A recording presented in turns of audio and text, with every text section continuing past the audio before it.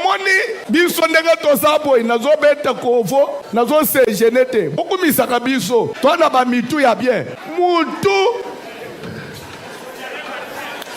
eza na bamutu tiyankile soki obeti kovo bokimi neti yo kobeta kovo yo obeti kovo obimi na moi ozaka na likosi moko ebombama na se ya suki yo oza na mutu obeta kovo yo tobondeki komona bafolma bamitu webi oyo babenga mutu mpandu kisimbi nabeteli bino lisolo te lere nabotamaka nazaka mutu tala munene siko lere ezokola koto nde ezokola mutu onye eyaki deja yango ezokola lisusu te tina rekipera yango ezongi normal so oboti mwana ya mutu munene kofinga ye mingi te tamusu lera okola nde akoye korekipera yango tala place azobete lisolo na ye mokonjire ya bato mosusu bo nakosegene na nini yo ozomona eza lisusu ekomi mutu ya bogade naleki ilobela tala le nalobi mutu ya bogade mama mokozosalemu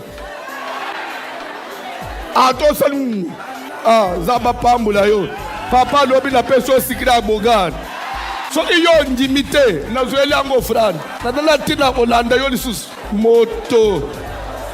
Mets-moi un like et pensez à vous abonner, cela m'encouragera à créer plus de contenu pour vous. Merci d'avoir fait ça. Que Dieu vous bénisse. Bokoto, général fantôme, Konzabanzo, Ibanzo, Afati Betom, Kantombo. Chef de l'État, Olali Sibisona Bilamba Nanzoto. Na moment où chef de l'État, vous devez nous financer. Faut pas penser à Bisoto, ça nous a makas. Et l'eau comme côté. Hein? Mitenezo vimba bisobo lobi muto salinga passe journée mobibati muto. Non, nous devons bon chef de l'État mitia na place na biso. Basi na biso ba mona ka biso ndenge. Mais vous devez aussi nous récompenser maboko makasi zalaka bien tel. Ata ceux qui osent en attendre pesa biso mbongote. Entourage na yo ata mutu mokote, ata mutu famille mutu mokote. Asa ata ila biso ata nzela. Fantôme Kotaboy, dinosaure Kotaboy. Kitenge Joël Kotaboy, René Kotaboy, Maître Peter Mbala Kotaboy, Maître Patrick Mbala Kotaboy, Hervé Mkeba Kotaboy, Paul Kotaboy, Banzoy Bo Kotaboy, Yokason Kotaboy, Ratedi Kotaboy, Fédéral Alvin Kotaboy, tout le monde a été. Si les lois, tout ça la bitumba, pour te protéger Kayo, bitumba, ils ont tapé belé, ils ont tapé la cannabis, biso moko. Chef de l'État, ils en passent. Kamel, Mbemba, Bahati, Boka Ngamitema na Bamboso, Binonyos, Boka Ngamitema. Tokobeta. Pona Kobeta. Tokobeta avec détermination. Tokobeta. Je vais en commencer à Kin. Na éviter. Numéro 1, il y a des gens qui ne sont pas au Kanga. Ambongo, guerre bandit qu'on a eu. Yo Ambongo. Fayulu, Batumsu balala qui est pas na yo. Équipe on a balala qui est pas na yo. Na Faden House. Yo tabu, il faut pas kanga yo. Peter Kaza, il faut pas sanctionner. Aner, il faut pas sanctionner. Demiap, il faut pas sanctionner. Deuxième cas, chantant de mouton, bosso à kokanga, yewana. On a mon général Franck Bomou, dans un problème, t'as? Un problème, t'as? Un problème, mon côté. Bateau va faire une formation pour nous, y compris dans les combattants qui sont dans la question. Attendez. Chef de l'État, dans Zolinga, mais manga fantôme. Pesanga service pour la sécurité. Pesanga fantôme. Bon monde. Bon monde.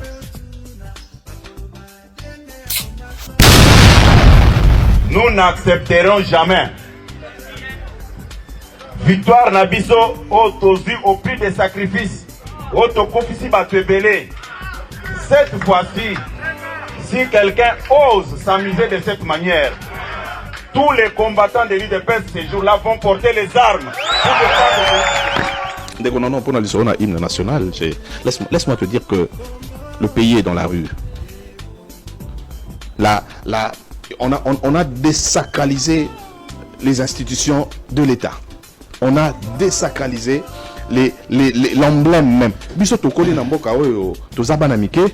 y a des choses qu'on ne joue pas avec.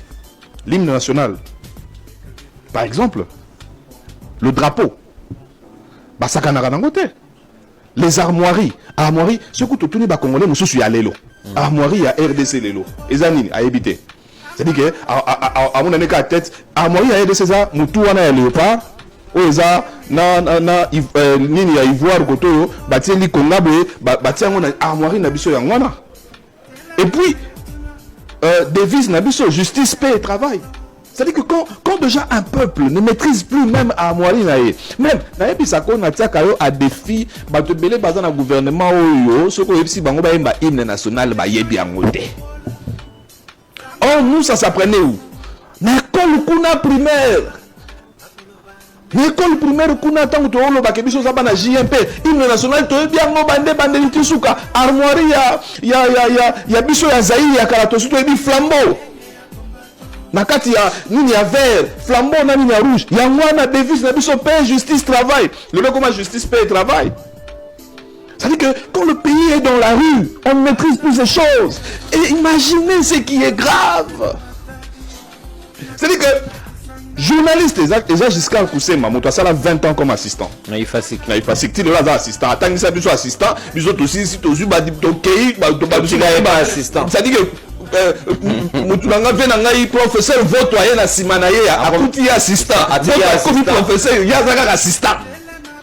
Et jusqu'à Koussema, comme voilà, il a dit ce qu'il a dit dans la télé. C'est-à-dire qu'il y a une épaisse et il y a mis avant une nationale. Une nationale coûte bêtité. Quand il écoute en fâché, ceux qui vont yemba, ba yemba ngo kande ba yembi o wana po, ba yemba ki ngo déjà libano. Ça veut dire que moi komi ba yembi c'est la première fois. Non, c'est la deuxième fois. Ba ça ngo déjà. Dans la première fois tout le monde président José Maloba, ça que hymne national est bêta.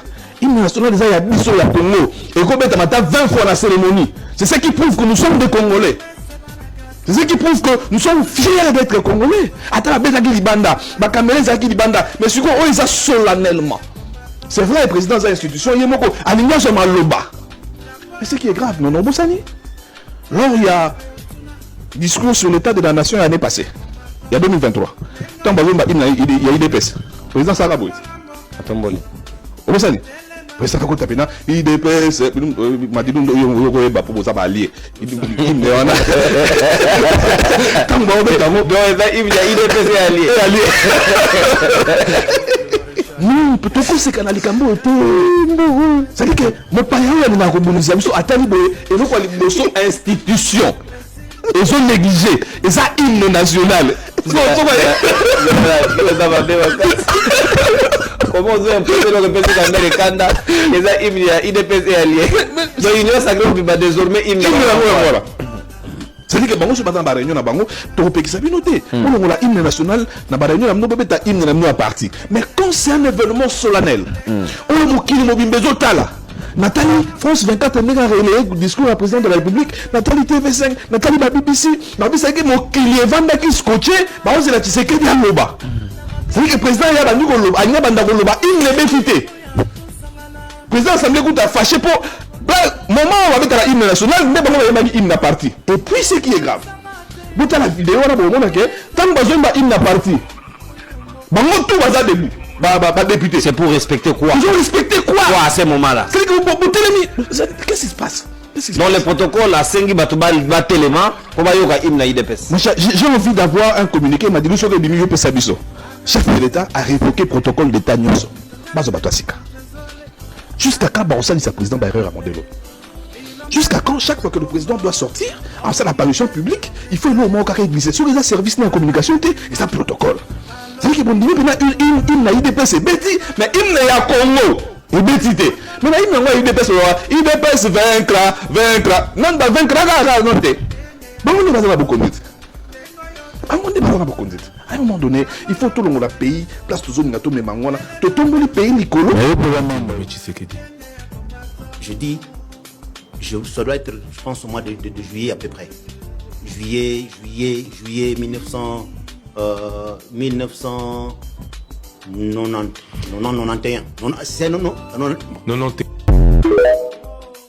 Famille à papa Etienne Tshisekedi wa Mulumba.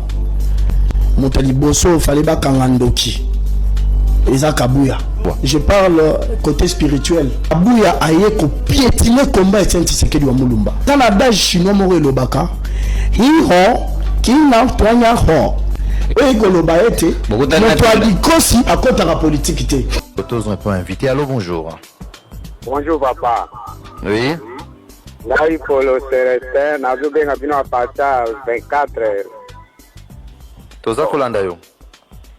Papa ngana lingina tuna invité. Bon, lokola ba nekona biso bali akabambwa. Na mona ale musu ba petit na biso na ba moto ba zo ganga ko na ba ka pamba mutu ye moko. Yango na lingina est que ba zo kana ya mbwa ekozwa bato ba zo liango. Rage, hein? De Onanga IDPS, Bolelate, vous êtes responsable. Vous êtes responsable de la situation sur le dos. De Tokonyo Babengi, les oubliés du pouvoir. Vous êtes responsable de pourquoi?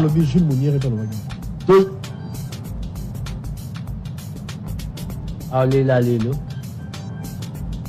Le difficile de l'air à l'Obama. Personne ne m'a pris l'air avec sa banque et pouvoir rigoler ta bisou. Tout tika. Tous les responsables de l'unique parti au monde de pouvoir, dont ces militants, Bazaka a la même situation sociale, poussière, des Bazaka qui nous positionnent dans les pouvoir. Bisou il est. Oubliez, tous les responsables à cause de fanatisme. Beti la batuma bo ataba zui tababa comme si la secrétaire général a été beaucoup mieux bengue chef de monsieur Ségué yo Félix Tshilolo moi sino bengana ka na ndako te yo ba bengana ka na ndako likola sanité mobile momba okene pas Chantal Kazadi na veste o botali Chantal Kazadi otikala na ba nyongo tango zomela ba jiva sibino ba Christian Tshisekedi bobo sani veste ba edabino na ba Chantal Kazadi komela ba sanga tongo midi poko bobo sani otikala ba nyonga ba bien. Message à Liboso et section là mais obligé à voter en Balobi. Bonjour le Gononon Kourou, Benza Azaï a raison mais ce pays n'a pas de chance. Tout le monde a un président de la République à son lima qui a lié ma banque qui chassait dans Zeda.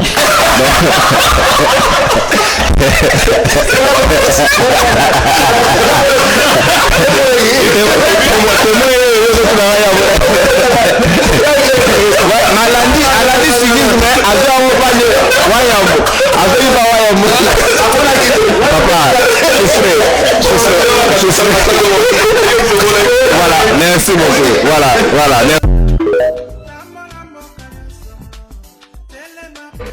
Animi Balé à Liboso, tu gérais qui en na Joseph Kabila. Toyotani. Les 3 dernières années, Oyo, tout ça que gérer en mona batuboyo, na ça pour tangue la bino. Allez-y. Gérer en mona batuboyo. Tout ça gérer en na président et ensemble ndeko Moïse Katumbi. Ozola na malamu. Tout ça que gérer yango na ndeko na biso président MLC ndeko Jean-Pierre Bemba. Toyotani. Tout ça que gérer yango na batu ya ndeko Vital Kamerhe. 4 ans de mensonges, c'est un menteur. C'est-à-dire le même société civile, tout ça n'a pas de Moutou Abouché Bino Mato Iteke, c'est l'IDPS qui est en train de gérer Tel raisonnement. Bateau bala tibiate. C'est quoi ça comme politique? Nalobi pe bato IDPS. Lelo IDPS azo wanga nalobi ka yebi bato wana te alobi ke bato wana ba identifier yebi bango te. C'est bien à communiquer, mais boyoki bango moko bato à force du progrès le balobi bazala ki côté wana. Finalement qui dit mieux? Na tuni bilope ba force du progrès, réputation et c'est baby. Ata bozo wanga na mais réputation na bino et c'est baby. C'est quoi le problème avec cette histoire de force du progrès? bazo bebisaka kombo na bino to eza penza makambo bino bosalaka. La police azali incapable de mettre de l'ordre avec cette histoire de force du progrès. Tozo baluka ka place moko force du progrès on est comme mobondo to ezanini.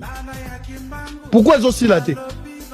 Ligamouke force du progrès. Ligamouke force du progrès ngo banani. Namboko force du progrès banani.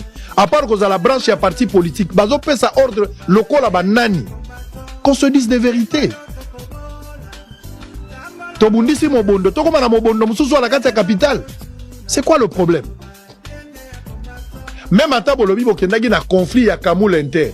Mais makambo bosali nanda kwa Kamoul Inter, on a beau panzi bo pied na kati. Qui vous a donné ces droits? Si Kamoul Inter a un problème na justice, bolingi bo régler yango. Il faut utiliser un groupe ya ba jeune parti politique pour ba kendo kota na kati ba kendo ko régler ba compte. C'est quoi cette aventure? Pouvoir nino fort du progrès zanango, ako kende ko kota na makambo de déguerpissement ou bien na conflit parcellaire. C'est quoi cette histoire? Ezanini, eza jungle to ezanini. C'est quoi le problème? Force du progrès, c'est quoi? Tolo bake Olive Lembe makambo lobi a kose libino. Tolo bake za bongo. OK, mais bokenaki ko régler question o eza na makambo compétence na bino te bino ba civil. Boke ko sala nini kuna? Na droit nini bokene ko sala kuna? Général Blaise Kilimbalimba, félicitations. Ba service et sécurité. Mon kondia aner na pesio longonia. Na pesio longonia na ba service na bino bande kwa demia bande kwa justice ndenge bo sali musala. Pour que bo kanga bato wana bazala bato à pouvoir, bazala bato à pouvoir te ceux qui ba connaître il faut les arrêter. Toko za na jungle te conflit parcellaire toko matila ba niveau wana bokoti na ndak bolobi ke bokendaki ko boto la biloko bozaki na droit nini. Bozaki na droit nini. Po bando kote la bino balobi ke za bino te mais bino mo bo sali vidéo bolobi biso force du progrès bat boke bino mo to sali vidéo. Biso force du progrès za biso batonge na iko. Bato à force du progrès et il faut aussi lycée lokwana. Précieux tianga interview à bato à force du progrès bango moko. Bazo reconnaître que bango bato kenda iko. Ngaite bango mo bazo reconnaître. Bango mo bazo ba biso bato kenda iko. Bokena na droit ni. Bokena na droit ni. Boza banani force du progrès boza banani. Faut boza makasi ya kolobake conflit parcellaire biso faut intervenir. Boza branche à parti politique. Je suis tout à fait d'accord. Botika na activité à parti politique. Mais bon comme okende tiko régler ba question eza lié na makambo conflit parcellaire pe na siège à ba institution na Gombe. Ne bokenda ki ona soki mutu akufaki.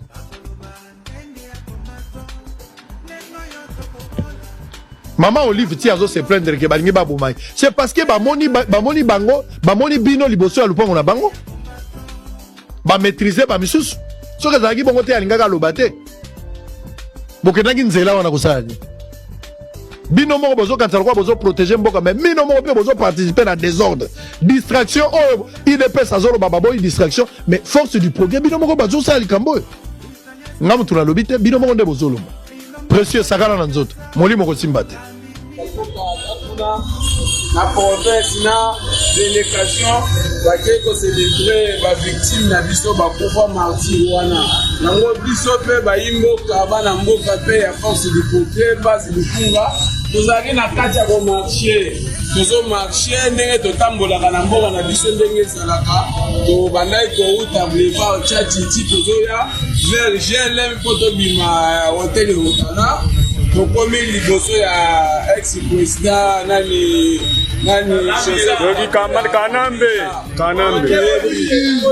tozoleka bafasere na ye oyo batya na immeuble oyo bakanga ya GLM bango nde babandi koagrese biso kofinga biso bon tellement que déjà population etambolaki bino moko bozomona masi ndenge ezali na mei kokalme base donc ekomaki déjà kobendana na bapolisier na ye bapeti masasi ebele kuna roi este donc yango tokomprendre te mboka oyo ezalaka na baparti mosusu basomba na baétranger oyo biso bana mboka tokotambola te to eza ndenge nini donc c'est-à-dire oyo nyonso tout Olive azoloba eza bamensonge fabriqué biso na Olive tomonani te biso tozoleka libanda na balabala ya leta na nzela tokomi na lupango na ye te donc c'est-à-dire oyo azosala eza bamensonge Donc vis-à-vis ya koleka na biso bamilitaire na bango nde baagresse biso bapolisier oyo bagere balata telisi babeti biso baimage ezali mpe bato ozomona yango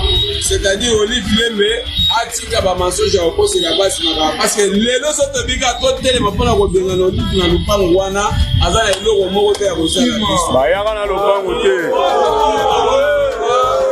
tokondima tokufa me ye mpe akozalaka wana te c'est-à-dire lokwa bayiba mboka babebisa l'état zwa solution na makambo ya force du progrès baza ba congolais il faut basala mosala bango la parti politique mais bako se faire justice te bako ko bima na cadre ya parti politique te baba na ko régler ba question c'est comme si c'était un service officiel de l'état. Ça nous ne pouvons pas être d'accord avec ça. Nous ne pouvons pas être d'accord avec ça. Biloko wana ko sala mabongo te.